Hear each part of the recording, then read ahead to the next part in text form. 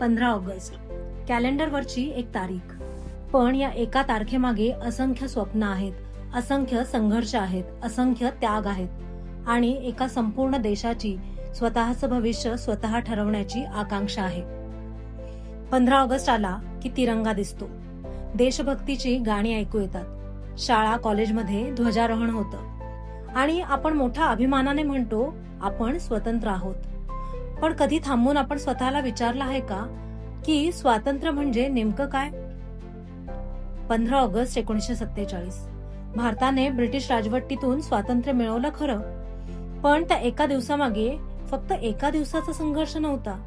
त्यामागे होती अनेक वर्षांची चळवळ, अनेकांचे त्याग, अनेक कुटुंबांच्या वेदना, कारावास, आंदोलनं, बलिदान आणि आपल्या देशासाठी स्वतःच्या आयुष्यापेक्षाही मोठं स्वप्न पाहणारी असंख्य माणसं.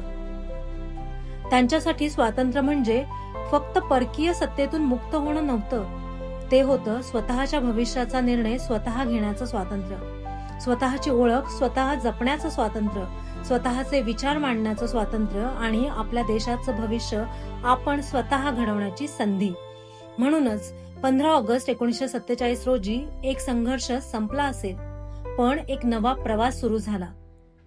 तो प्रवास होता एक देश उभा करण्याचा, लोकशाही रुजवण्याचा, शिक्षणाच्या संधी निर्माण करण्याचा, विज्ञान आणि तंत्रज्ञानात पुढे जाण्याचा. शेतकरी, कामगार, शिक्षक, वैज्ञानिक, डॉक्टर, कलाकार आणि असंख्य सामान्य नागरिकांच्या मेहनतीने भारत घडवण्याचा. आज आपण ज्या भारतात जगतो तो त्या असंख्य प्रयत्नांचा परिणाम आहे. आपल्याकडे तंत्रज्ञान आहे, जगाशी जोडले जाण्याची क्षमता आहे, नव्या संधी आहेत, नवी स्वप्न आहेत आणि सर्वात महत्वाचं स्वतःच्या आयुष्याचा मार्ग निवडण्याची मोकळीकही आहे. पण आजच्या पिढीसाठी स्वातंत्र्य म्हणजे नेमकं काय? कदाचित आपल्या आवडीचं शिक्षण निवडण्याचं स्वातंत्र्य, आपल्या आवडीचं करिअर निवडण्याचं स्वातंत्र्य, प्रश्न विचारण्याचं स्वातंत्र्य, मत मांडण्याचं स्वातंत्र्य, स्वप्न पाहण्याचं स्वातंत्र्य आणि स्वतःला जसं आहोत तसं स्वीकारून आपली स्वतःची ओळख घडवण्याचं स्वातंत्र्य. आजचा तरुण जगाकडे वेगळ्या नजरेने पाहतो. त्याच्याकडे प्रश्न आहेत, त्याच्याकडे स्वतःचे विचार आहेत, त्याला स्वतःची वाट निवडायची आहे आणि कदाचित हीच तर स्वातंत्र्याची सुंदर बाजू आहे. एक शिक्षक म्हणून मला स्वातंत्र्याचा अर्थ कदाचित आणखी एका वेगळ्या पद्धतीने जाणवतो. कारण वर्गात खरा बदल फक्त पुस्तकं शिकवण्याने नसतो, तो घडतो जेव्हा एखादा विद्यार्थी प्रश्न विचारतो, जेव्हा तो एखाद्या गोष्टीशी असहमत होतो, जेव्हा तो स्वतः विचार करतो, जेव्हा तो चुकतो, पुन्हा प्रयत्न करतो आणि शेवटी स्वतःची वाट स्वतः शोधतो.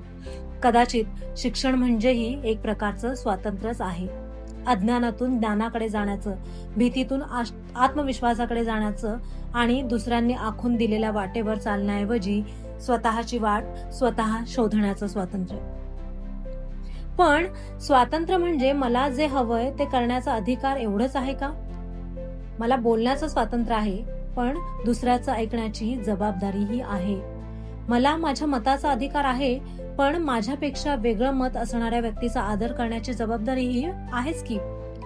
मला माझ्या पद्धतीने जगण्याचं स्वातंत्र्य आहे, पण दुसऱ्यालाही त्याच्या पद्धतीने जगू देण्याची समजूतदारपणाची गरजही आहे. मला प्रश्न विचारण्याचं स्वातंत्र्य आहे, पण त्या प्रश्नांमागे विचार करण्याची जबाबदारीही आहे. कारण स्वातंत्र्य आणि जबाबदारी या एकाच नाण्याच्या दोन बाजू आहेत.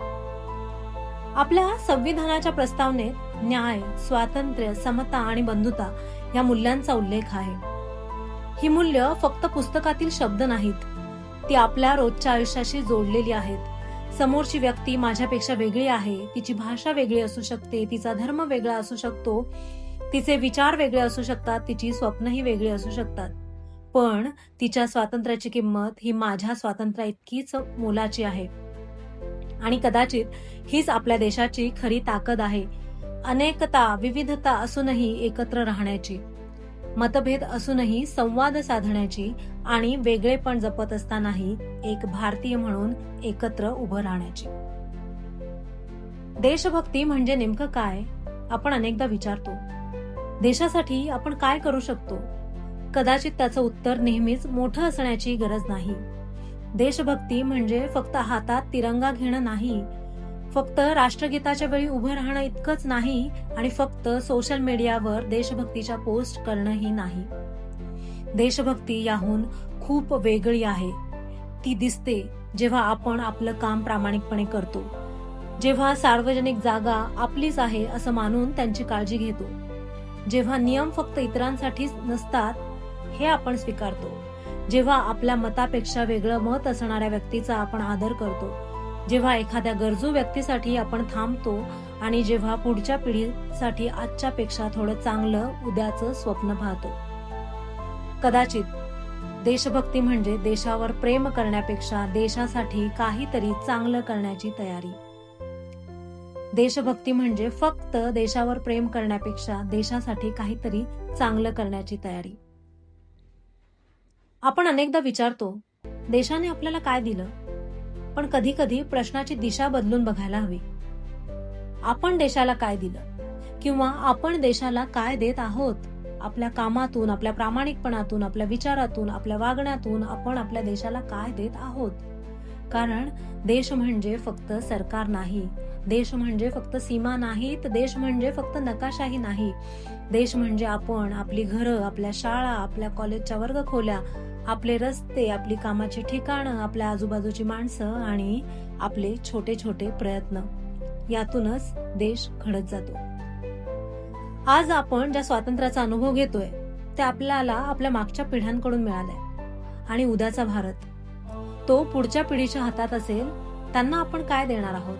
फक्त विकसित तंत्रज्ञान, फक्त मोठी शहरं, फक्त आर्थिक प्रगती, की एक असा देश जिथे प्रत्येकाला स्वप्न पाहण्याची संधी असेल, जिथे प्रश्न विचारण्याची भीती नसेल, जिथे वेगळेपण स्वीकारलं जाईल, जिथे शिक्षण प्रत्येकासाठी असेल, जिथे स्वातंत्र्य फक्त काही लोकांसाठी नाही तर प्रत्येकासाठी असेल.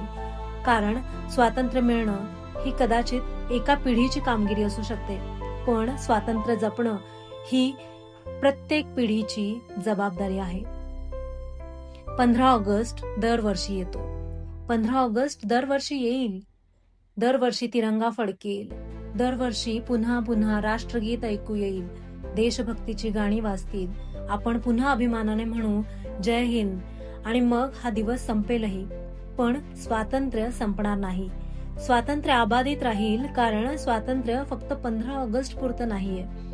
ते आपल्या रोजच्या आयुष्यात जगायचंय. आपल्या विचारात, आपल्या शब्दात, आपल्या निर्णयात, आपल्या कामात आणि आपल्या माणुसकीत. ज्यांनी आपल्यासाठी स्वातंत्र्य मिळवलं त्यांना आठवणं ही आपली कृतज्ञता आहे. पण त्यांनी दिलेलं स्वातंत्र्य अधिक सुंदर करून पुढच्या पिढीपर्यंत पोहोचवणं ही आपली जबाबदारी आहे. म्हणूनच स्वातंत्र्य नुसतं साजरं करायला नको, ते समजून घ्यायला हवं. स्वातंत्र्य फक्त मिळालं आहे असं म्हणायला नको, ते जपण्याचा प्रयत्न करायला हवा. आणि सर्वात महत्वाचं, स्वातंत्र्य फक्त एका दिवसापुरतं ठेवून चालणार नाही. ते आपल्याला आपल्या जगण्यात उतरवावं लागेल.